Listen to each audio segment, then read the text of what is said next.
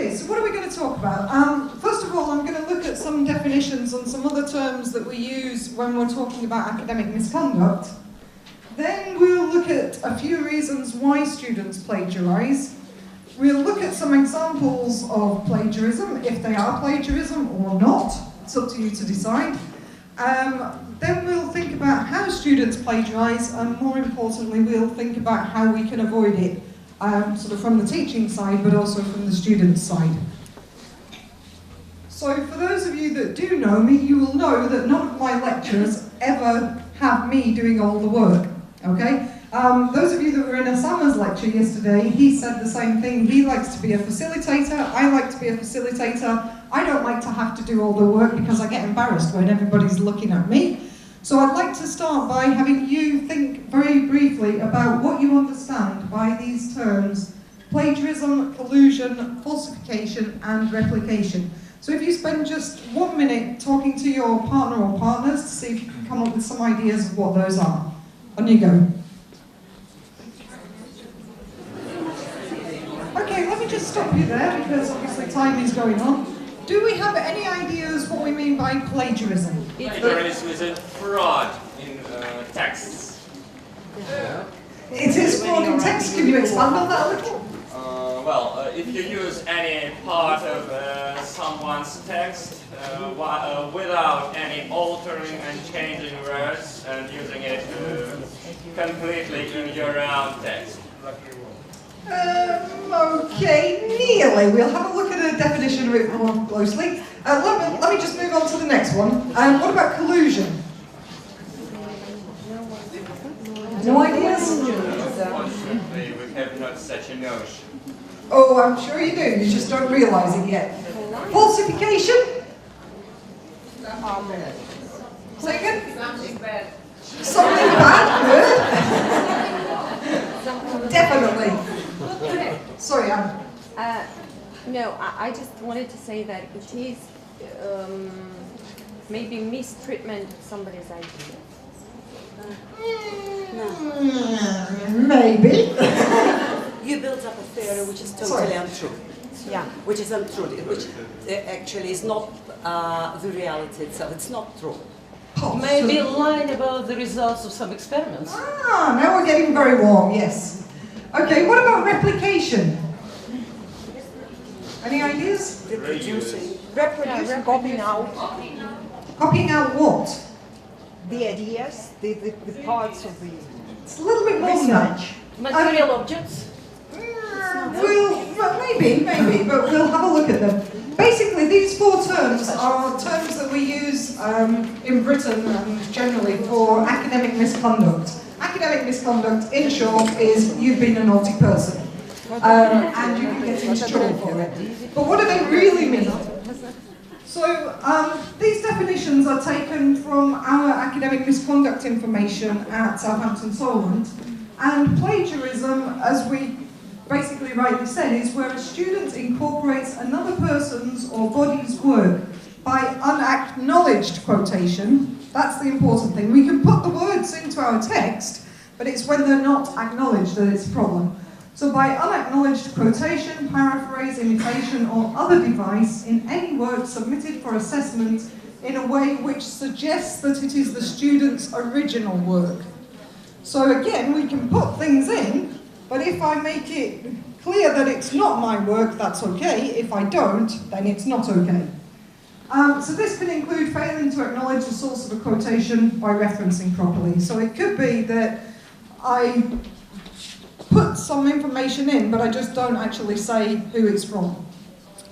Collusion, on the other hand, is the collaboration without official approval between two or more students, or between a student or students and another person or persons in the presentation of work which is submitted as the work of a single student, or where a student allows or permits their work to be incorporated in or represented as the work of another student. So in other words, when people work together and they're not supposed to, okay? And that could be when two friends are working together, when somebody gets their mum or dad to help them, or whether they get their brother who has lived in the country for 10 years to help them. All of that is collusion. So Somebody said you don't have such a concept. Do you? Of course you have such a concept. You just weren't aware that it's called collusion. Falsification, we pretty much got, is the content of any assessed work that has been invented or falsely presented by the student as their own work. So this could be inventing the results of an experiment, that would be falsification, or it could be that I submit an assignment that I pretend is my own work and actually somebody else has done it for me. That is falsification. Is when a student submits the same or a very similar piece of work on more than one occasion for assessment to gain academic credit. So if I write an essay in one subject and then I submit the same essay in another subject, that is replication. And for all of these there are very severe penalties in Britain and certainly in the US, and more around the world it's becoming something of a problem, because in short it's theft, and as you quite rightly said, it's fraud. So obviously there's a major problem. So those are some of the terms that we're going to be looking at. I'm going to be referring to plagiarism as kind of the umbrella term. I'm not going to be going into falsification, replication and collusion specifically, so I'll be talking about plagiarism as a sort of general term. So why do students plagiarize? Well, first of all, we have to be aware that we need to separate plagiarism into intentional plagiarism and unintentional plagiarism. That is very, very important. Intentional plagiarism is clearly fraud. So why do they plagiarize? So one is the lack of deterrence. So in other words, they think they're not going to get into trouble for it because maybe they think the teachers or the lecturers won't notice, or because the lecturers are too busy to do anything about it. So basically it's not a problem if they do it, so therefore why not? So another reason is the strategic approach to higher education. And the reality certainly in Britain is that people need or want a degree, but unfortunately to be able to get their degree they need to work to pay for it. I'm sure you're all aware that higher education in Britain is ridiculously expensive.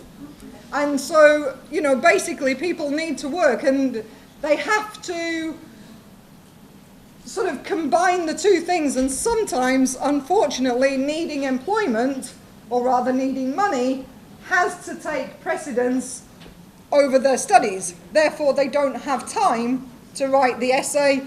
Therefore, it's a last resort, it's desperation. Another aspect of intentional plagiarism is very similar. It's poor time management. And this is basically when students have got an assignment, but again, like those of you who were in Osama's talk yesterday saw, Osama started off with lots of friends, but spent his time partying, and only a couple of people graduated with him. So this is a situation where all of these students are out partying with Osama, and they haven't had time to do their assessment, so again, in desperation, they plagiarize. The last point, or the last reason that I'm going to mention, is that weaker students do it again out of desperation, but in this case, it's found to be simply to avoid failure. Again, a lot of international students in particular are paying an awful lot of money. Their parents are sending them halfway across the world to do a degree. They would really lose face and be very embarrassed and be in trouble if they went home and they had failed. So that applies equally to international students and to home students, but it's again a desperation to avoid failure. Does that make sense? Yes, it does. Yes, Carol. Thank you. Okay, so those are some of the intentional reasons, and this is where we have to be quite strict, and we have to say this is a problem, this is not allowed. However, there is also the issue of unintentional plagiarism, and unintentional plagiarism is what happens very often with international students specifically, but also with home students. And one reason for this is a lack of understanding of the rules involved in citation, referencing, and so on. And we were having a conversation yesterday in the department downstairs about how even the Russian students don't necessarily know the rules for citation and referencing. And should that become a part of a degree course for everybody? And I was saying that more and more in Britain these days, it is actually becoming a compulsory part of an undergraduate degree to have a course in academic skills to teach people how to reference, how to cite information, how to paraphrase information, and all these academic skills that in the past we've just kind of taken for granted. And in Britain and in many other foreign English-speaking countries that have a lot of foreign students, we have a long tradition of academic skills courses for the international students to train them, but not for the home students. But more and more now, people are introducing an academic skills part or unit, if you like, as part of the degree. Simply because there are so many cases of academic misconduct due to people not understanding exactly what they should do and how they should do it. So that's one aspect. The second aspect is, again, a lack of time. So again, it's poor time management, but it's not because they intentionally plagiarize, but just because they're on the last minute. Like me, I'm always on the last minute. Like Osama was working until 3 yesterday morning. I was working until 4 this morning. We're always on the last minute because we always have too much to do. And sometimes we just didn't have time to check everything and make sure that everything was in there.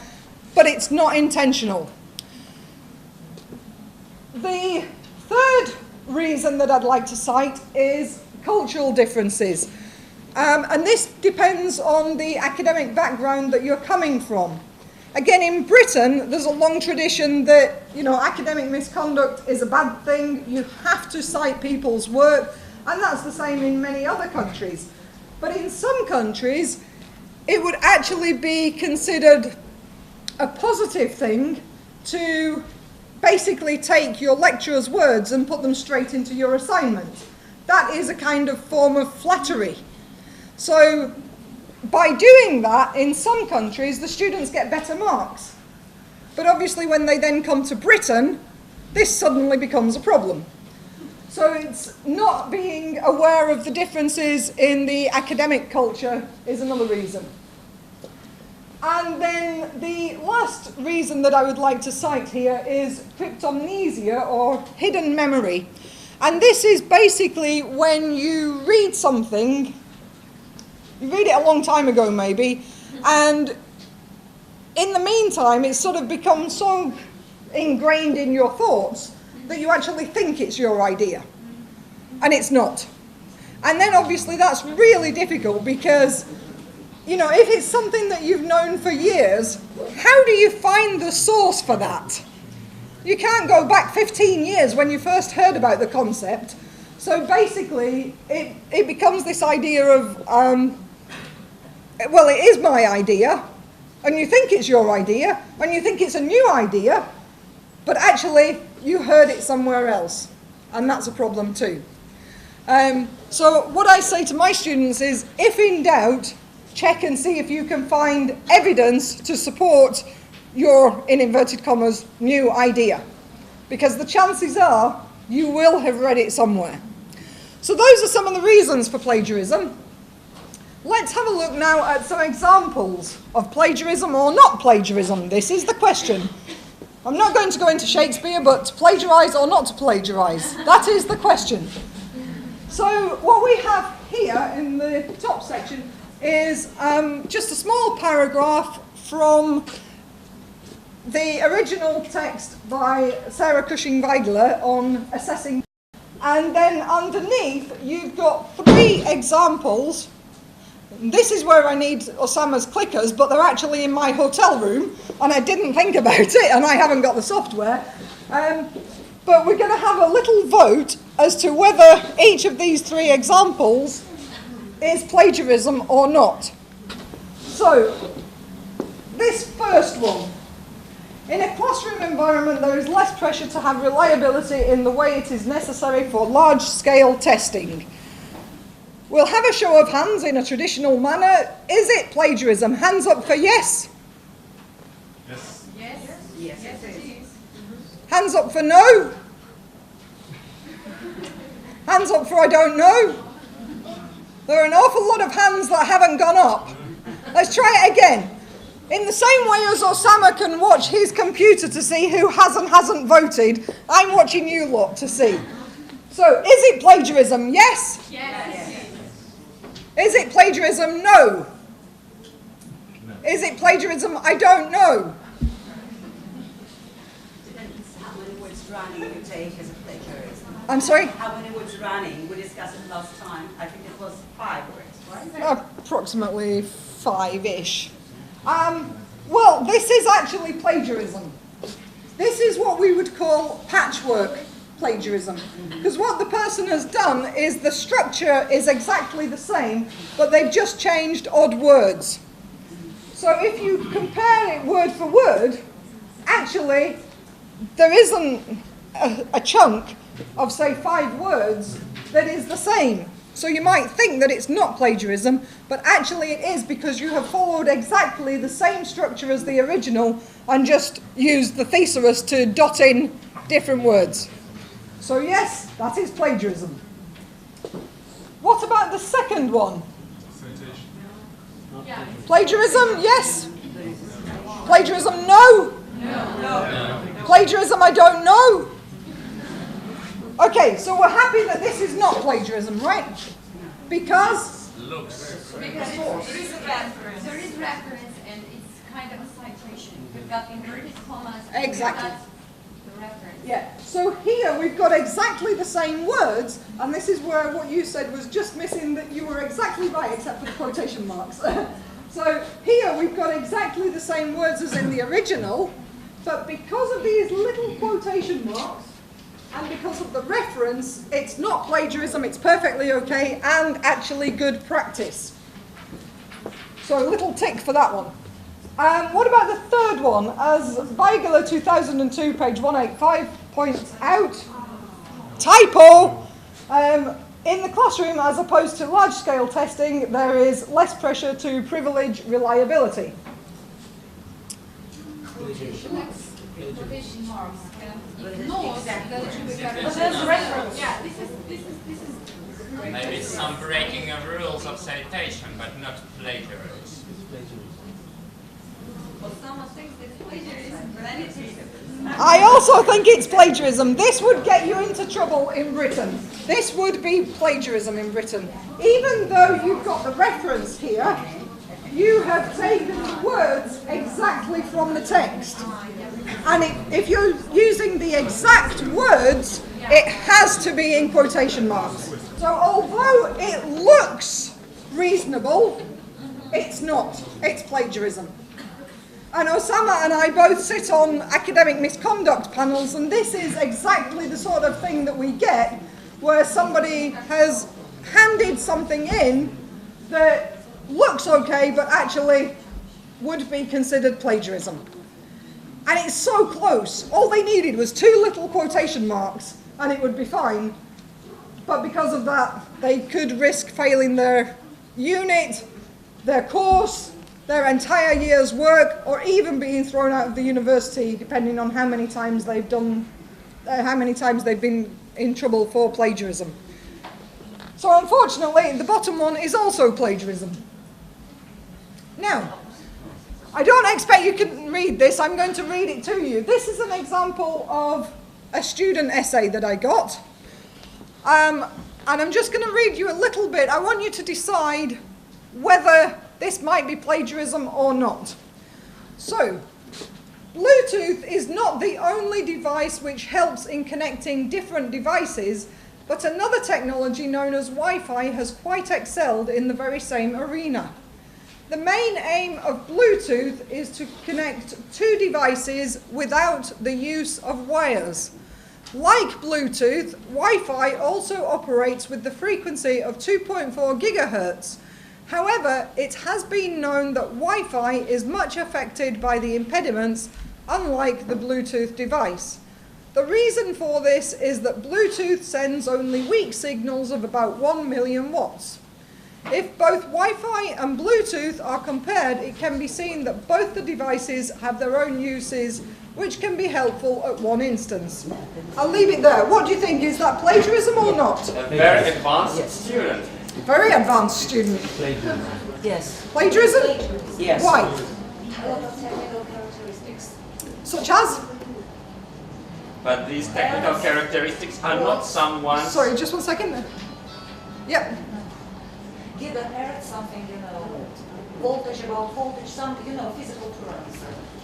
So you're Probably saying... they have them taken from some source, from some manual, Right, exactly. So because of the technicality of it, probably it's come from somewhere, you're saying. Yeah? You had a comment? I mean that these technical specificities are not at all in one's private right, in one's private property. They are widespread and very widely known. No, So copyright. anyone can make use of them, anyone can have them in memory, and can it be plagiarism? Well, in many ways, this is effectively this idea of hidden memory. Because probably a student might know this, know in inverted commas, know it, have heard it somewhere, and it might be their own writing. However, the chances are it came from somewhere originally. In this But- case, it is impossible to find the original, because will you cite Hermann Heinrich Hertz in the 19th century who invented this? Well, this is where it becomes a bit blurred sometimes, because we also have this idea of common knowledge. If some information is common knowledge, then you could write it like this, and it wouldn't be plagiarism. So suddenly what was clear and black and white suddenly becomes actually very fuzzy grey. However, now in this case, as you say, this is an extremely advanced student, because we have fabulous students at Solent. Now, I put a circle around it and I've said the comment, nothing detected on Turnitin. Do you know what I'm talking about when I say Turnitin? No. Turnitin is a piece of plagiarism detection software, and it's used in lots of universities around the world. And basically it's a database. So when students write a piece of work, an assignment, an essay or whatever, they would upload their essay to Turnitin, much the same as you would attach an attachment to an email. So you go to the site, or if you upload a photo or something to Facebook, it's a similar sort of thing. You go along, you press upload, you upload your essay, and it puts it into the database. Now what it also does is it checks your work against all the other millions and millions and zillions and gazillions of papers in the database. And if it finds matches, then it shouts at you and says, you've been a naughty person, you've got 28 or 58 or 98% similarity. But if your work is completely different to anybody else's, then it won't detect it. So in this case, if it does detect it, then it highlights the part of the text that it is detecting as plagiarism. And we'll look at that a little bit more in a few minutes. But basically, on Turnitin, nothing was detected here. So we think this is a good student. And we're happy that, there may be some plagiarism, but it could be the hidden memory problem, but really probably we should have had some references in there, right? So we would say it's plagiarism on that basis. Am I right in saying that? Would that be a fair summary? Say yes, Carolyn, or no, Carolyn, or I don't know, Carolyn? Yes, Carolyn. All right. So, this is another piece of work by the same student done in an in-class test. And I'll read this to you. The part at the top that's in bold, that's the title of the IELTS essay question. And the student writes, the people improvements the health in this life, and they helping together if the government looking to the new life for this health. The health in this life, it's important for each one to get the people saved in the life. It should, without help, take help and tell anyone who is did not do take help for this life. In my opinion, it nations if they're helping poorer nations in such areas that disagree with this think, and so on. And illiterate. This was the same student. Oh, indeed. It seems like she wasn't heard. Exactly. Exactly. It wasn't. The person obviously got done for plagiarism for the first piece of work because this was not the person's work. He or she had actually got someone to write the essay for them. But what we see is that we need some sort of evidence of the student's true ability, if you like, i.e. what they produce in class, compared to what they magically produce outside of class. So this is a problem that we had and that every university has, where they have international students, that you'll see that there will be some whose work is very, very different when you give them a home assignment. So as a result of this, as I say, we could actually do the student for plagiarism, falsification on the other piece of work.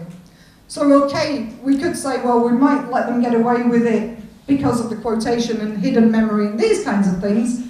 So even if they had got away with the first piece of work as not being plagiarism, this definitely got them. So this was a very, very severe case. Now, I mentioned Turnitin and I mentioned the similarity aspect. You can probably see just up at the top there's a little 12%. Yeah? And there's a little piece that's highlighted here. The 12% is the similarity that Turnitin has discovered in this little piece of work compared to all the other documents in the database. But it doesn't only survey the other assignments that have been submitted, but it also surveys the internet. So it will look on everything on the internet and compare your work with everything on the internet. So if you've just cut and pasted from Wikipedia, it will shout that at you. Now in this case, what I did was I put in this little text, which comes up with a 12% plagiarism rating to show, if you like, the pink part shows what was submitted and matched to other documents in the paper. But the problem was, this actually comes from a book. This is a direct quotation, or not, as the case may be, direct copying from a book. And the problem with Turnitin is that it doesn't actually detect what is in books. So we have a slight problem here. We want our students to go to the library and to use books, but unless the information from the book has been put into Turnitin already, or if it's in, for example, Google Books online, then it will detect it. But if it's not, it won't detect it. So we have this problem. We're trying to get the students to go to the library. We want them to use the books, but if they do, we're saying, hey, this is an open way to plagiarize. Great. So this is a bit of a problem. So that's one issue. Obviously, in this case, it was plagiarism, but it wasn't detected by Turnitin. What we can also do is we can have a look at this one. This one has got 28%, so it's a bit higher, and you can see again the bits that are marked. Would you say that was plagiarism or not? Would you allow that if you got that from your student? Would that be plagiarism, or would you say, that's okay? That's okay? Any other comments? Osama's going on.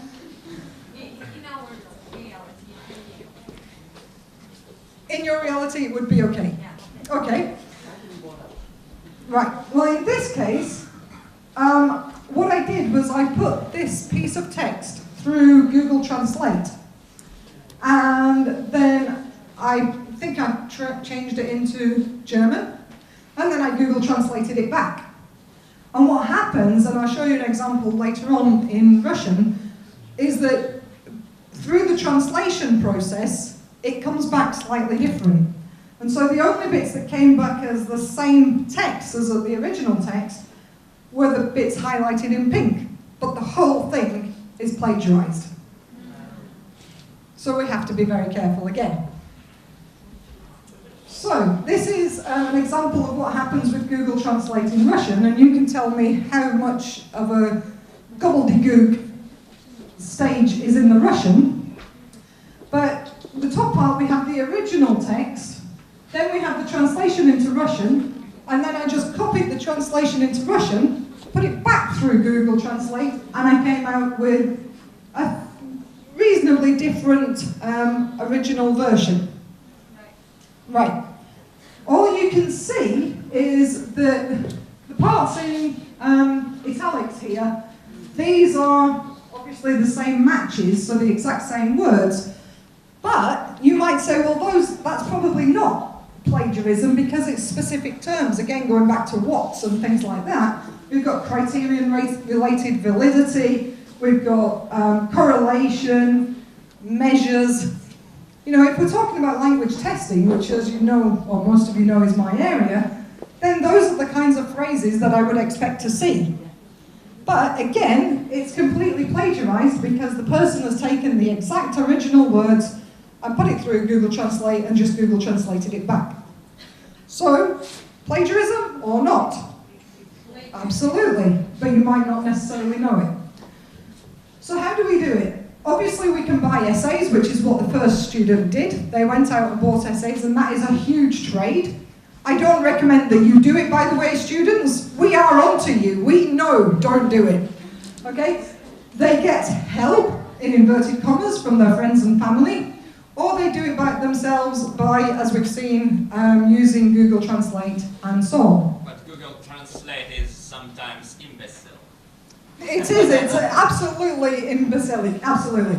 But the thing is, if you've got a very, very weak student, it might still come out better than if the student had done it themselves. And that's the danger. So quite often, especially with something like Russian, quite often what you get in English is complete and utter gobbledygook. So I have literally had students where they've done this to me, and I've said, no, I'm not actually sure which is worse. Your own writing or Google Translate. But they're pretty much both as bad as each other, because none of them make sense. So do you know what? It's probably better that you do it yourself, and at least you might learn something. But with other languages, with something like French or Spanish or even German, it's getting much, much closer and it's much more accurate. So it's actually a slight problem. There is a link to an article here which is quite interesting. I'm not going to show it to you now just because we started late, so we're getting very tight on time. But if you have a look at that, it's got a short excerpt from, like, I think in this case it was, in the Russian case it was Mikhail Gorbachev's resignation speech or retiring speech or something like that. And it translates it by a human translator, and then it translates it via Google Translate, Babelfish and Bing Translator, and you see the differences. So what happens is that sometimes students read the information in their own language and then put it through Google Translate, and of course when it's been translated from a foreign language, again, Turnitin doesn't detect that. So again, we as lecturers have to be very, very careful to try and find out, could this possibly have been Google translated, and if so, where from? So again, be careful students, we are on to you. Lecturers, be aware of this. And if the student have himself translated, and well translated, then they still need to reference it as being a translation from the original. That's fine, that's absolutely no problem, so long as it's referenced as translated from the original work by whoever. But if it's not referenced, it's plagiarism. So yes, feel free to go ahead and translate. I know a lot of you are becoming translators and interpreters, that's fine. But again, you always have to reference your sources. So, how to avoid it? From the teaching perspective, we need to keep an overview of a given student's performance. We need to make sure that we know what sort of level of work they are producing. We need to take consistent action against plagiarism from the beginning. What sometimes happens is that we get students at level 6, which is for us the final year of a degree, and they've been found guilty of plagiarism and they say, but I've done this all the time. And it's like, so the lecturers that they've had previously haven't noticed it or haven't done anything about it or whatever. This is not just a problem at Solent, this is a standard problem everywhere, that, you know, if people aren't on the case from the beginning, it gets detected when it's really serious, so when the degrees depend on it. Whereas if we detected it in the first piece of work in the first year and they got into trouble, they get a little slap on the wrist, they learn from it, and they don't do it again. But if it's not detected from the beginning, then that's a problem.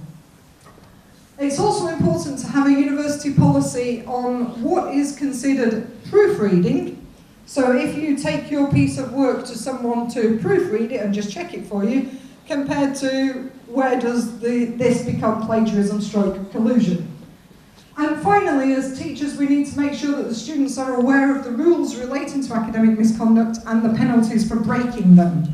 That is vital, because if we say, it's okay to copy, then students might reasonably copy things. If we say this is a serious offence and you can be thrown out of the university, then they might take a little bit more notice. From a teaching side, we need to also design academic skills courses so that we can familiarise students with all the different steps involved in writing essays. And again, this is something that we were talking about in the department yesterday. What we do at Solent is we have courses which familiarise students with note-taking skills, with how to paraphrase and how to cite references correctly, which give them structuring language and structuring skills. We also refer them to the academic word list, which is basically 2,000 of the most frequent academic English words used sort of internationally. Obviously, we have to prepare them with subject-related vocabulary, and we also have to make them aware of the different genres required by the different subject specialists. And that involves working together with the subject specialists to say, you know, what sort of thing do you expect from your students? Is it an essay? Is it a report? What kind of structure? And so on. But students also need to know how to plan their writing. They need to have editing and revision skills at both the micro level and the macro level. And again, those of you that were in Stephen's lecture on Wednesday, we talked very briefly about micro and macro level. And another point that Stephen mentioned in his talk that is very important is having the requirements for the marking criteria. If you say clearly in the marking criteria that you will get into trouble if your work is not referenced correctly, the students, and if the students see those marking criteria, then the students know about it and they have no comeback. But also it's very important, I think, to make them familiar with the idea of the plagiarism detection software. And the similarity index can actually be used as a teaching tool to say, excuse me, look, you've got an index, a similarity index here of 48%. This is a major problem. Let's have a look at what you've done. And what Turnitin doesn't do is it doesn't actually recognise, sounds silly, but it doesn't actually recognise correctly cited references.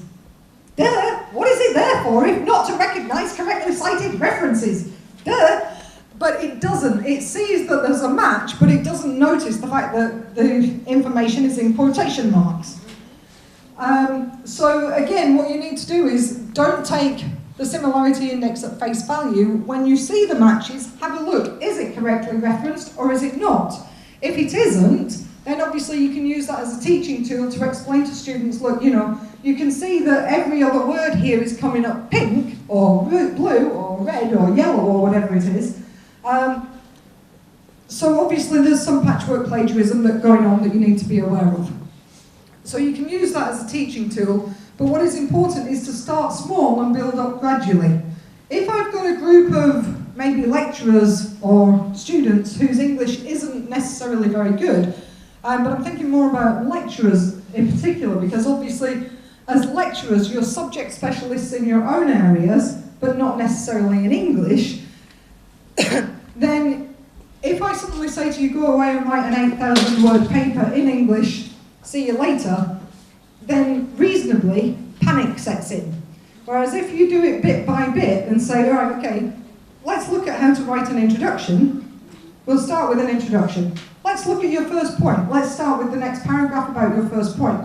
Build it up gradually, then it builds everybody's confidence, and then they don't feel the need to go into panic mode. So, just to conclude, we need to be aware of plagiarism, but also the tricks used from the teaching side, and the students need to be aware that we are aware, but we need to educate students to understand what is and isn't acceptable. And if you have Turnitin or other similar software, this is not in the same way as Osamo was using his clickers and he's going to get commission from the company. This is not a commercial project for Turnitin. We do not recommend the use of Turnitin specifically. There are other softwares available. But if you have another software or Turnitin, then don't take the similarity index at face value, but by all means do use it. That's just about me out of time, but if there are any questions, I'll be more than happy to answer them. Thank you very much.